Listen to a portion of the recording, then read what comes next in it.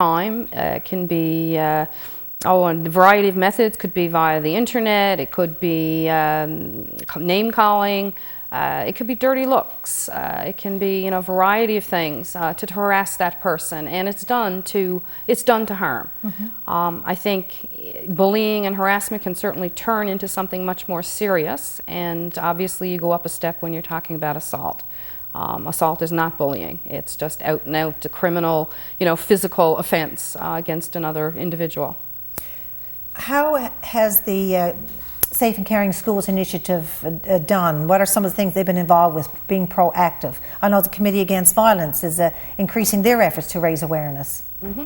Well, I think there's a lot of activity. I know Lorraine Hearn, as part of the Violence Prevention Initiative, and myself, we've been on the District Safe School Committee, doing a lot of work around policies and the Positive Behavior Support Program in the schools, which is a complete philosophy on how to teach children respect. It's a way of encouraging them and showing them exactly what it means. So that's part of an awareness program.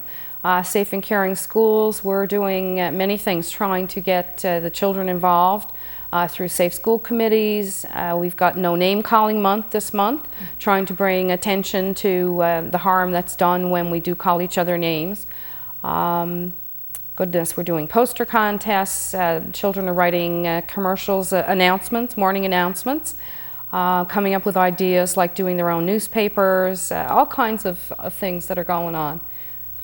Children, I don't guess there's any age too young to start showing children that you can't abuse verbally or any other way other people. Oh, certainly not.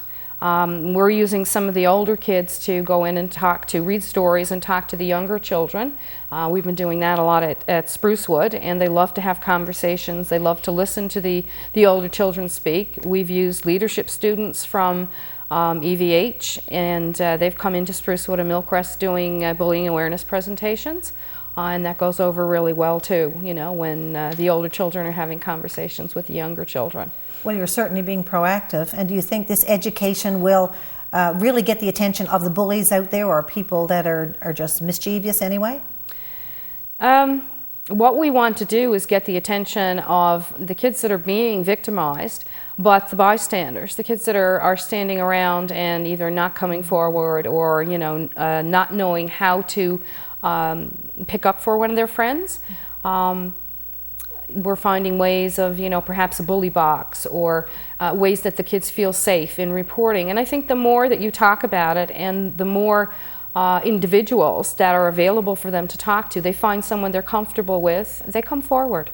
I find that in some ways they're less reluctant to tell if they feel safe and secure and they know that they are not going to be threatened. That whatever information they give you, you're going to handle in a very careful way.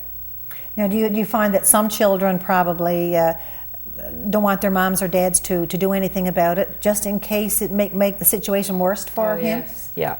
That must be a big concern. Definitely. That goes on a lot. And sometimes the moms and dads do make the situation worse. When they start arguing back and forth or getting involved, because there's so much emotion involved, that I think sometimes you need somebody, from the outside that can kind of look at the situation a little more clearly. Yeah. Now, Bernie, you know firsthand, you had an awful experience when your son was assaulted a while back.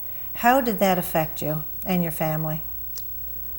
It caused a lot of emotions, like it caused anger, frustration, fear. It's hard, it was really hard to take in that this actually, it hit home. That this actually happened to our son, and it's terrifying.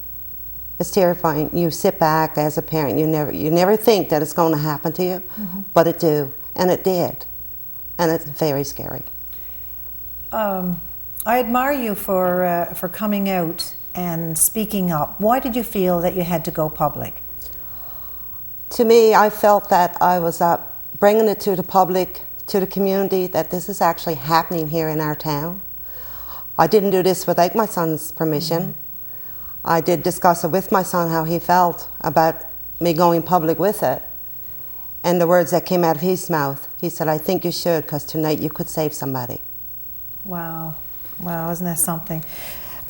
How did, I mean, you had to go to work, and how did you cope knowing that he was assaulted in the way he was assaulted? And you must have had fears and concerns when you left the house. I think the fear and concern will always be there now, even when he gets 90 and I'm still alive. I know. He's still your child. But going to work, like it was hard. It was hard to go there, and you kind of get the feeling that people are looking at you in a different manner. And I think that's normal to feel that way. But once you get out there and you realize your friends, your co-workers are your friends, your co-workers are your family, and they come forward, I mean, they give you so much strength, and it makes it a little easier. But the fear, that type of fear, it doesn't leave overnight. No, I'm sure it doesn't. How did it affect your son? It terrified him for starting out, but it made him stronger. He knows, like, what happened to him was a violation of him. It was wrong. But he's a really very strong kid, and to me, I strongly believe that he has gotten stronger because he realized this has actually happened. It's not a conversation anymore. No. This do happen. And the part is now, like, you have to try to prevent it from happening again. Eden, what do you think of that? A parent came out, but she had the son's support in doing so. I think that's wonderful. You definitely have to get your son's, Yes. support to do that. And I think he's very right that the more that we do talk about any of these issues, the more that we address them, the more that we don't permit the little incidents from escalating, the better off, everybody will be. I think it's important, the more awareness that we can raise about all of these issues, because they do happen. I certainly wouldn't want it happening to my child or your child, and I can feel for what you must have gone through. Eden, why is it that people hesitate in defending someone that's being bullied or assaulted? Well, I think, they're just basically afraid of, possibly repercussions. We're working really hard to try to teach kids, what the difference is between, telling and tattling, when you're trying to be helpful to someone. And I think we're getting a little better in some cases. We still have a long ways to go. But kids are afraid of retaliation. Sometimes, situations perhaps haven't been dealt with correctly or carefully enough. Sometimes they're very difficult to know how to deal with. And I think you have to be you have to go slow and steady and make sure that you're protecting everybody. That's right. And I know, Bernie, you put a lot of thought into it before you even came to public to talk about it. And I'm sure there's a lot of issues. I mean, you must have had a cross-check of a list there to decide whether you should or not. But you've got no regrets. I have no regrets whatsoever. I always think about the day that I gave birth to my kids. I said, nobody would ever hurt you. If they do it, everybody will know. And I live by that.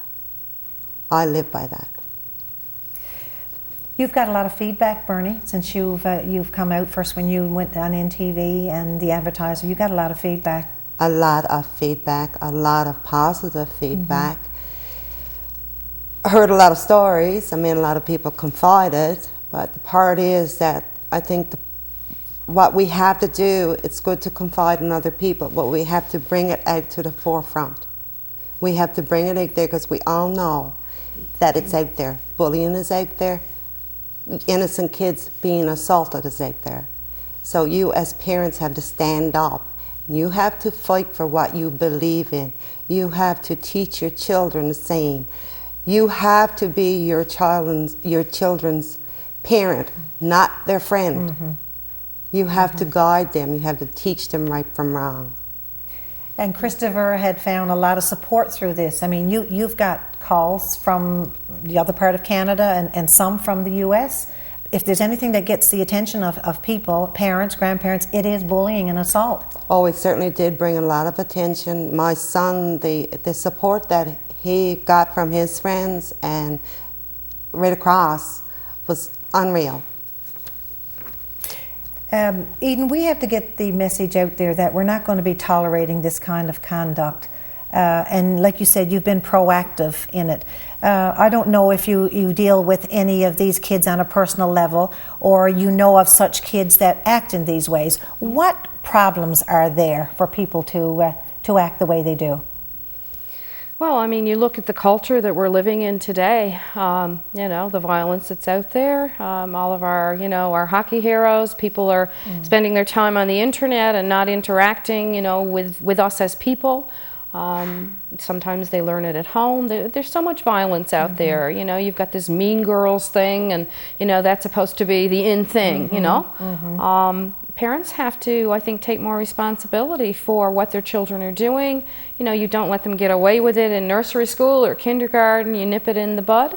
And I think one message I'd like to get out there is that there's no shame in admitting that, you know, your child may have a little bit of an issue with aggression, or, you know, deal with it. Those kids need help just as much as the victims do. And, you know, you need to come forward and get some help for your child. I think there's a lot of other things that we could be doing as well. We've talked for a long time about, you know, issues at the bus stop and, you know, bullying, those kinds of things. But I mean, parents could be taking turns. You know, there's little kids, kindergarten, grade 1, primary kids going out to the bus stop way too early, out by themselves. And, you know, like, parents could get out and supervise. I mean, there's a lot of things that they could be helpful with.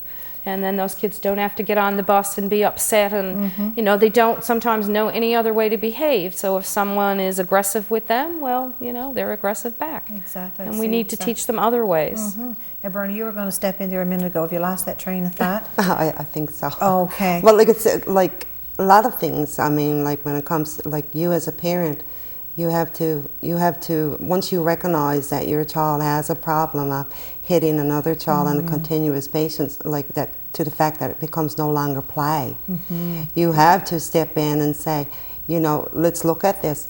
We really think we have a problem here, and like Eden was saying, you catch it at a young age.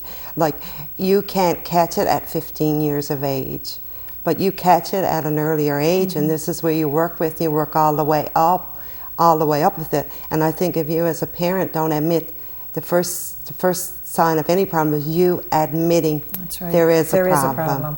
Whether it's your child or have you stop and ask yourself as a parent the question, look at your life, am I doing this to you? You know. That's right. We got about 30 seconds. Eden, you want to say something? I would just encourage, you know, any parents, whether, you know, they're involved in, you know, their child's a victim or a bully, phone, talk to somebody, get some advice. You know, there's South End Centre. You can leave a message on 489-8993, and I'd be glad to talk to anybody. You can email safeschools@ncsd.ca. Just talk to somebody and decide, you know, what route to go. Eden, thank you so much.